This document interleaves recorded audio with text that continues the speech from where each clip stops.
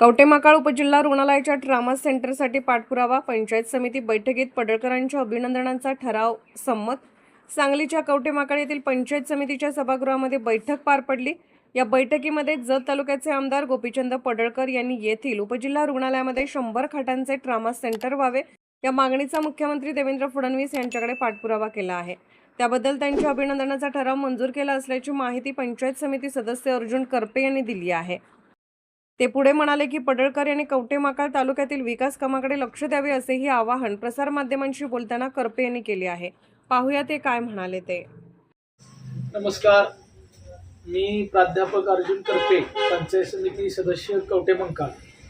आपल्या सर्वांना मी सूचित करीतो की कालच पंचायत समितीच्या सभागृहामध्ये मासिक मीटिंग पार पडली आणि जत विधानसभा मतदारसंघाचे आमदार गोपीचंद पडळकर यांनी कवटेमहाकाळ येथील जे उपजिल्हा रुग्णालय आहे या उपजिल्हा रुग्णालयाचं 100 बेडचं श्रेणीवर्धन व्हावं यासाठी राज्याचे मुख्यमंत्री देवेंद्र फडणवीस यांच्याकडे पाठपुरावा सुरू केला आहे.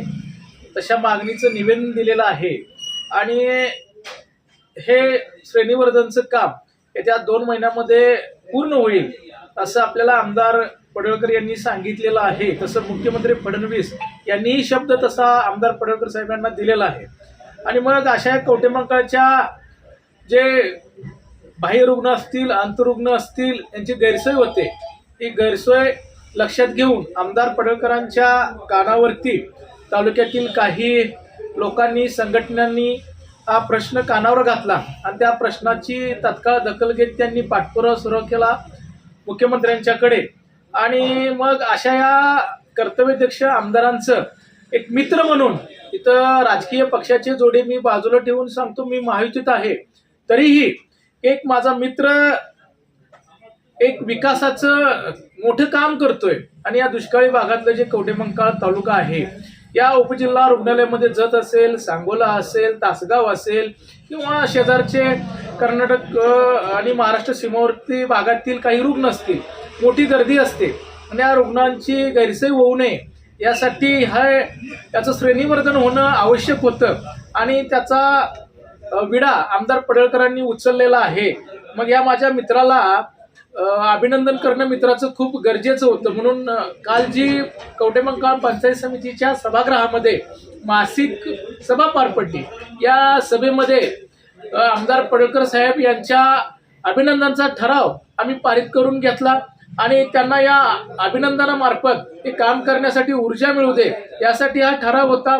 असंच जत बरोबर कवटेमहाकाळ तालुक्यावरही आमदार पडळकर यांचं लक्ष राहावं आणि जिथं जिथं सर्वांगीण विकासाच्या मुद्दे आहेत त्या सर्वांगीण विकासाच्या मुद्द्यावरती आमदार पडळकर यांनी कवटेमहाकाळ तालुक्यात लक्ष द्यावं यासाठी त्यांना ऊर्जा मिळण्यासाठी अभिनंदनाचा ठराव आहे.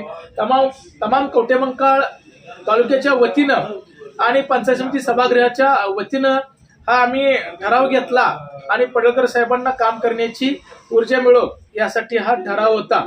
त्यानंतर बांधवांनो, दुसरा मुद्दा आहे की आपल्या तालुक्यामध्ये जिल्हा आणि सत्र न्यायालय मंजूर आहे आणि या न्यायालयाची इमारत नाही आणि इमारत व्हावी त्वरित यासाठी वकील संघटना आपल्या तालुक्याची पाठपुरावा करीत आहे, आंदोलन करीत आहे. त्यामुळं या मागणीला तसेच हे न्यायालय आपल्या इथं व्हावं आणि वकील संघटनेचं जे आंदोलन आहे ते न्याय आहे, त्यांच्या या भूमिकेला पंचायत समिती सभागृह यांच्या वतीने मी सूचना केली की वकील संघटनेला आपण त्यांच्या आंदोलनाला पाठिंबा द्यायला पाहिजे असं सुचवलं आणि तसा ठरावही पारित करून घेतला. म्हणजे जो वकील संघटनेचा प्रश्न आहे तो किंबहुना वकील संघटनेनं जरी आंदोलन केलं असलं तरी तालुक्या दृष्टीनं ती न्याय्य मागणी आहे. म्हणून तालुक्याच्या हिताच्या दृष्टीनं आम्ही या वकील संघटनेस पंचायत समितीच्या सभागृहाच्या वतीने पाठिंबा दिला, तसा ठराव केला. असंच या तालुक्याच्या ज्या ज्यावेळी सर्वांगीण विकासाचा प्रश्न येईल त्यावेळी राजकीय पक्षाचे जोडे बाजूला ठेवून मी स्वतः पंचायत सदस्य मर्यादेच्या पलीकडे जिथपर्यंत मला झेप घेता येईल तिथपर्यंत मी झेप घेईन आणि तालुक्याच्या विकासासाठी मी कटिबद्ध असेल एवढंच या ठिकाणी मी तुम्हाला सांगतो. जय हिंद, जय महाराष्ट्र.